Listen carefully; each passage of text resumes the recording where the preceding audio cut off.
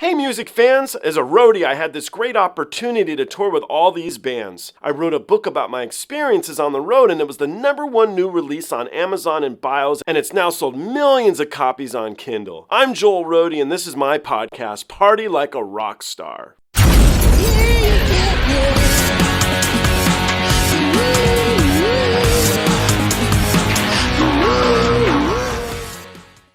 I'm going to try something I haven't done yet here. I'm going to watch this video of Floor Jansen reacting to herself sing the song Ghost Love Score. Thought it would be a good way for me to maybe get to know her a little bit better since I've been watching so many of her videos and loving all of them. I did this years ago. I made a film. It was called The Still Life. It was distributed through Warner Brothers. And when we did the deal, they wanted me to do this behind-the-scenes talking thing.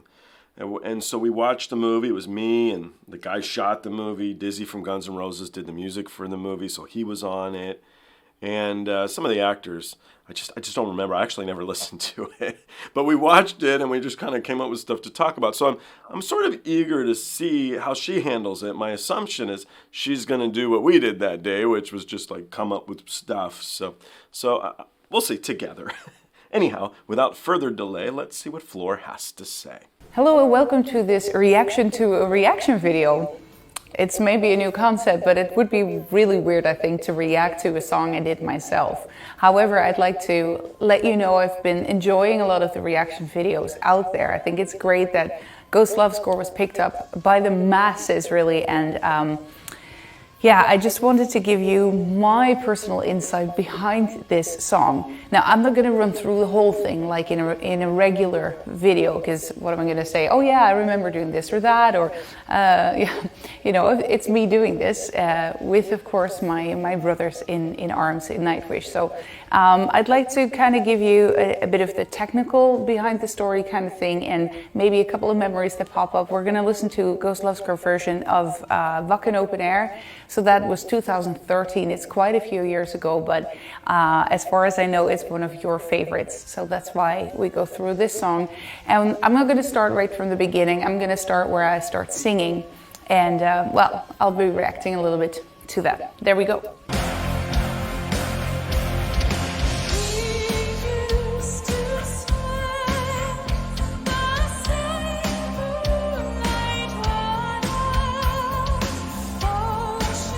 And for drinking his beer.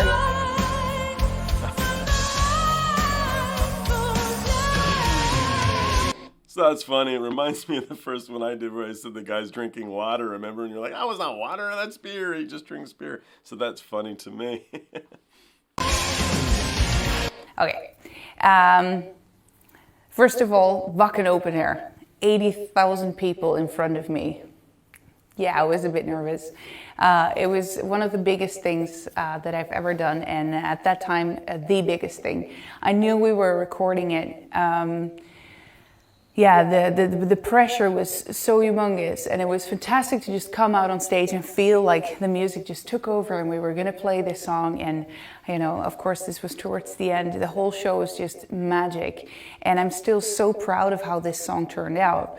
Now, in this very beginning, you have all the excitement that comes with this song, the anticipation of it. Now we're going to do it.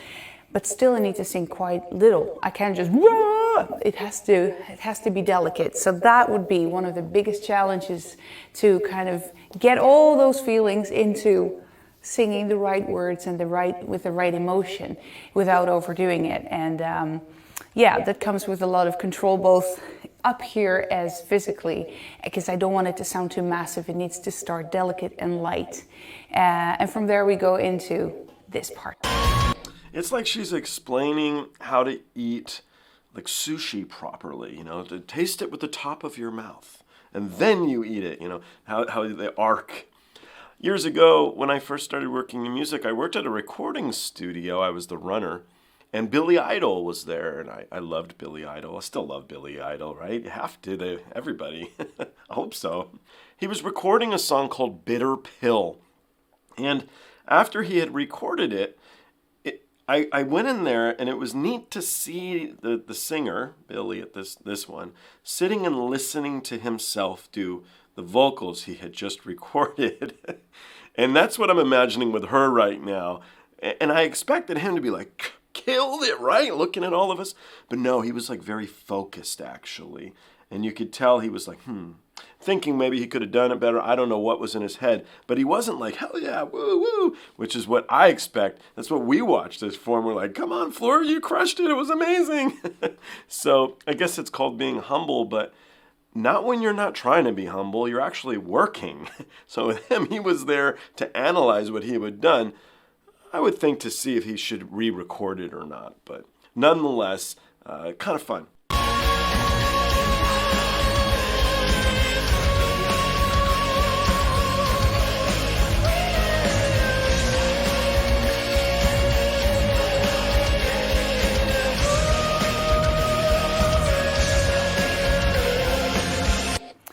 Well, there I really go into this operatic voice without making it too round, too operatic. It's a bit of a lighter touch of like the head voice, which I found very fitting to the song. Of course, in the original that's also used, but I've been trying to give different kinds of colors to the different emotions and part of the story in this song. And so here, I try to not make it too operatic, but with a nice touch there. And yeah, for me, this is one of the favorite parts of the song, really. It's yeah, it just gives me the goosebumps to sing it. You can even see it in the beginning where I just close my eyes and let it come out. It's a joy to sing. We continue. I wish we could answer it back and be like, you have no idea what a joy it is to listen to.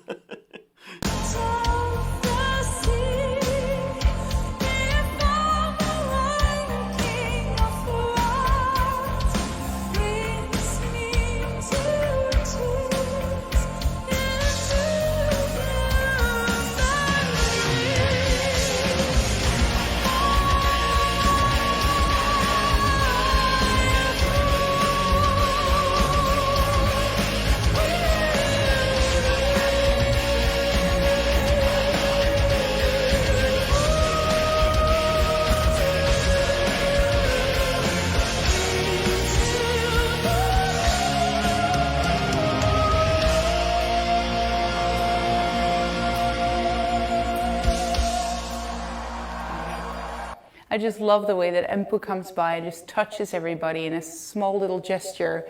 That's something you don't rehearse. That's something not made. That just happens, and that vibe and feeling it's very precious. Actually, in the singing way, it continues in a delicate balance between expression and not too heavy singing. So I want to really tell the story and use a lot of dynamics and shifts in vocal styles and types to color, as you hear. And maybe also that the second time that these long notes come over the choir part, I start singing a little bit stronger and a little bit less operatic, until I go towards the end to the blue memory where I really power up a little bit to then put the brakes back on and just slide into the next tiny part that comes now. You know, it's interesting. If you watch her movements right there, you can tell the way she's thinking is actually the way she is. So when she said delicate, you see her hand was like delicately across. Movement, she did it with her fists closed, like we get into it. It's cool, and I'll bet that's why she sings so well. It's obviously part of her. But it's interesting to see in her reactions, her hand reactions, who she is there as a person, and this definite difference of delicate to strong. I feel like I'm doing sign language or something.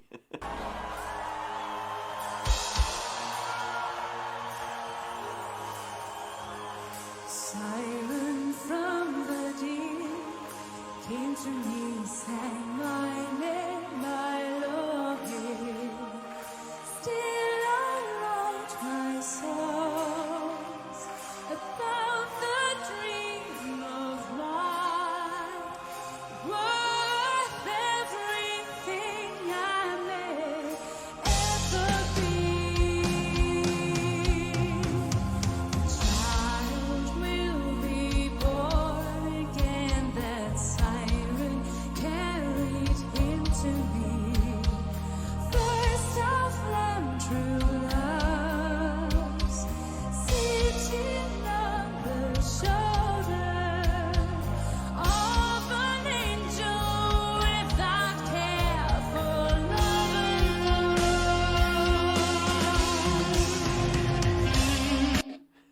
sorry, I'm put to just stop the solo. Wonderful to see the crowd also. I mean, I'm reacting to what I'm singing, but I'm also reacting to how you guys were out there in the audience, just feeling it with me. That interaction, despite the huge distance that we have on huge festivals like Wacken, where yeah, there's a big part of me in front of me of stage, and then there's a barrier and security, and yeah, then thanks to the cameras, you can actually see even more, see how everybody's feeling it, because this song is feeling its emotion. And what I also noticed that's maybe funny to tell is that throughout the years, I did start singing it a little bit different as I did in 2013. Different nuances. It's small things really, but the biggest thing for me in telling the story of this part of the song is constantly playing between the dynamics, a little bit fuller voice, more chest voice, more light head voice, and really try to speak the words so you hear what I'm saying without exaggerating so that it becomes just technical. And yeah, I mean, when it comes to that, this song is really challenging, and that's also why it's cool to react to this and go through the whole thing with you guys. If I may go back in time with you, 2013, first time Wacken open air with Nightwish. I already told you I was really nervous, but I have very fond memories of just being there, and the enthusiasm of the audience and the way that everything just came together on that stage that night. I think you can still feel it in the video of this song and in our DVD made of that entire show that night. And I will cherish that forever. I'm so grateful that there is such a memory of this. It's immortalized, as I said it on stage, like it is. Okay, we just jump over the beautiful instrumental and continue.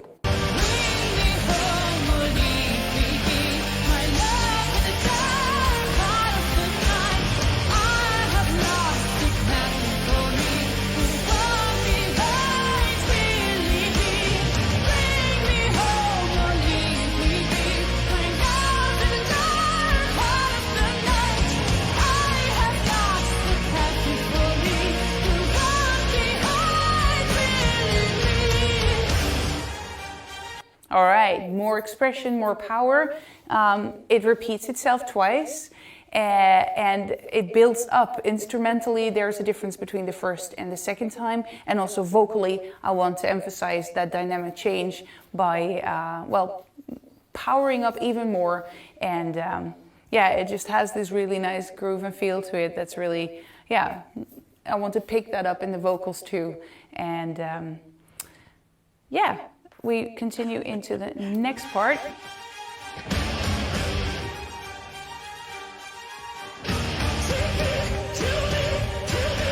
You know what I'm noticing too? Her composure when she's discussing this is very flat. She's not moving very much. So she's not performing, she's analyzing. It's interesting to see the difference for me.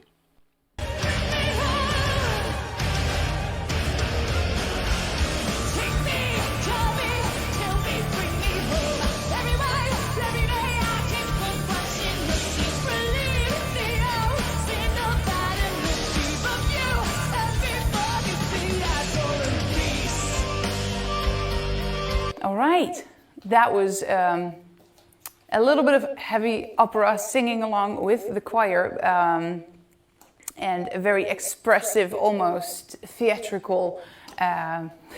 Okay, the dog just lighting guy. Set on the light. All right, a little bit of opera, very dramatic, very almost theatrical part in the song where expression and power just needs to be there. And yeah, you can really feel that the whole song is building up. I'm shifting from a very strong operatic voice to a full chest voice or belting voice. Before I continue talking about this particular version of Ghost Love score, I have to take you back in time before this actually was recorded, and to how the ending of the song came to be, because it was a spontaneous thing. I don't know if I must have told you in an interview here or there, but before I joined Nightwish, this was already one of my favorite songs, and I always heard things in the end that I kind of sang along. If I ever sang along with a song, it kind of freestyled into that direction of what it became.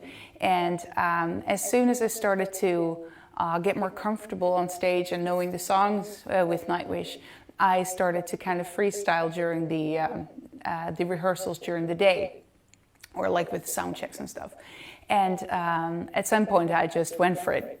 And I didn't do that before because I didn't feel comfortable enough with what I was doing myself. Nobody was holding me back or anything, but as soon as I started, freestyling, the rest of the band was like, that's kind of cool.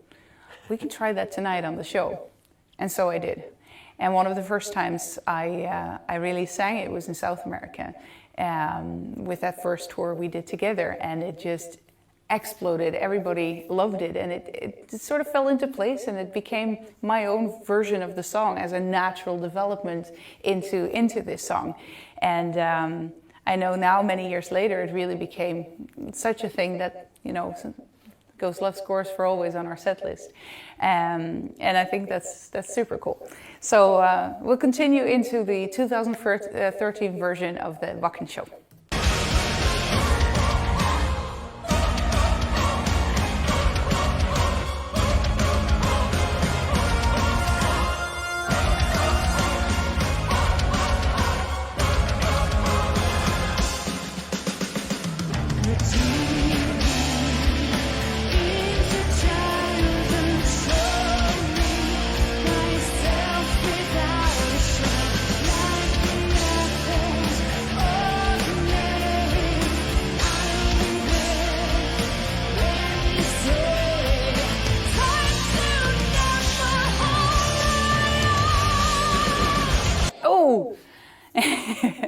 Once again, a lot of different voices are used. It's powerful opera on those ha, ha, ha.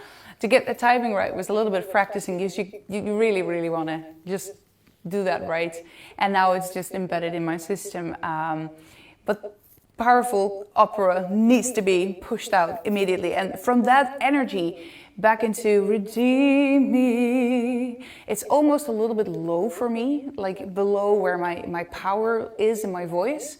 And it shouldn't be powered, so it needs to have that exact dynamics without it sounding too thin.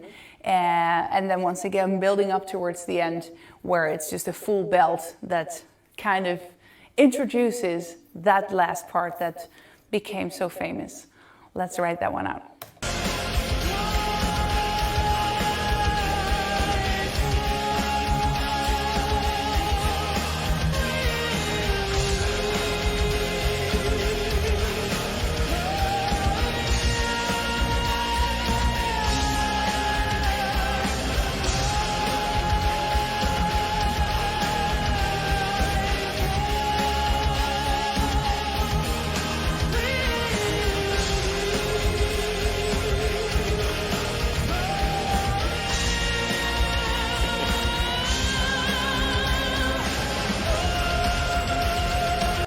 More flowing now, you see? She's got more hand movements going on. She's such a lovely person. That's what I'm taking from this. What a beautiful human, what a great spirit. I'm enjoying this a lot.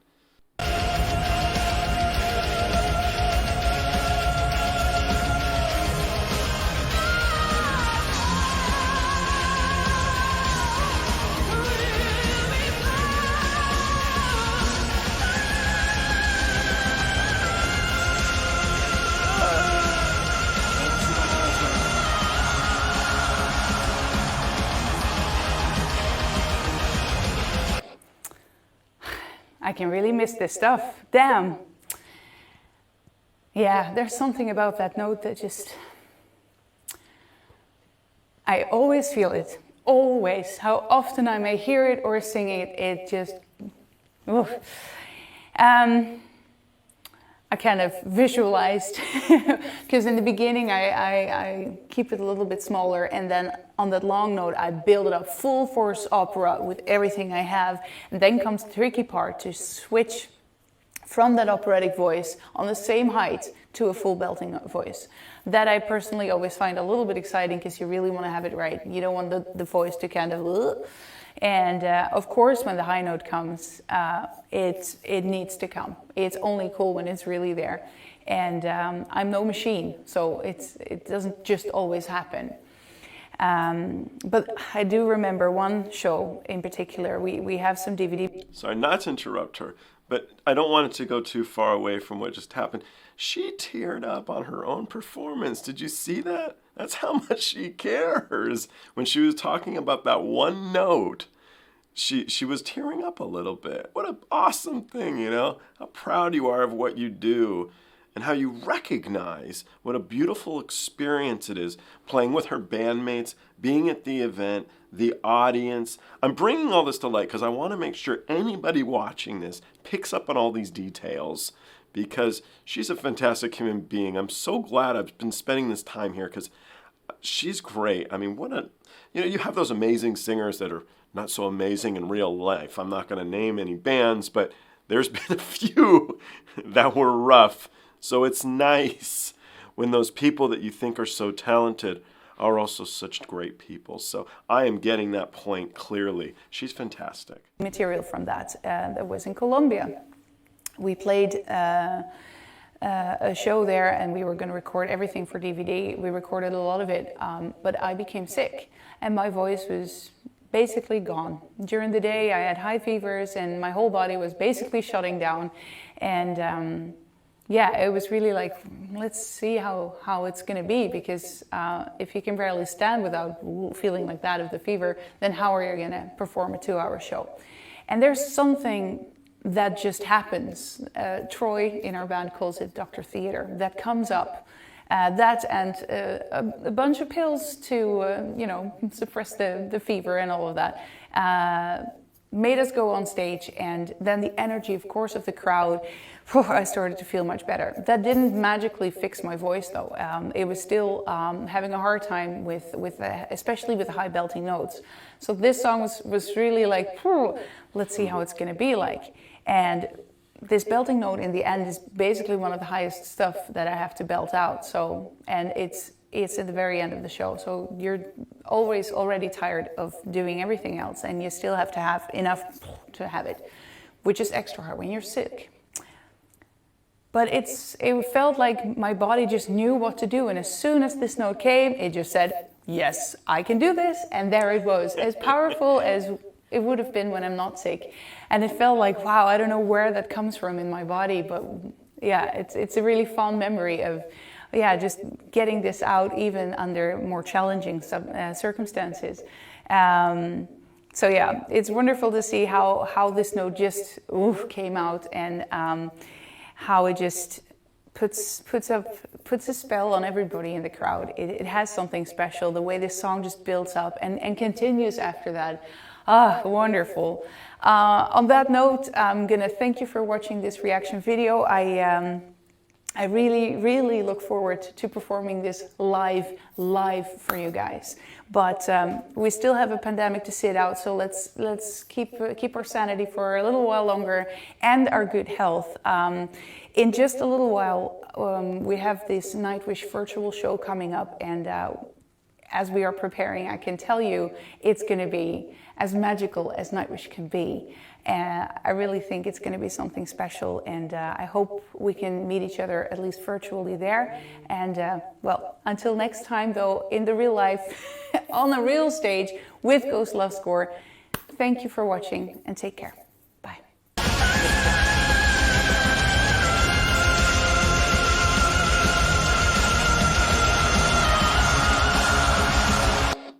So that event's obviously happened. I've been able to react to 2 of those videos, and boy, were they fantastic. You know, the last little bit there reminded me of, do you guys know Mary Clayton? She's the singer on Gimme Shelter for the Stones. It's just a shot away, it's just a shot away. And talking about, I saw her in an interview, and if I can find it, I'll post it here. Maybe I can see it. If I don't post it, it's because I couldn't find it. But she's talking about that day where she came in and she sang that it's just a shot away, it's just a shot away. And it was really, again, beautiful. So I took a lot from that. I like her even more. I clearly liked her a lot. So that was fun, and it was insightful, and it made me appreciate both her and the song more. And I'm glad she took the time to do that for everybody. I look forward to seeing all of you on the next one.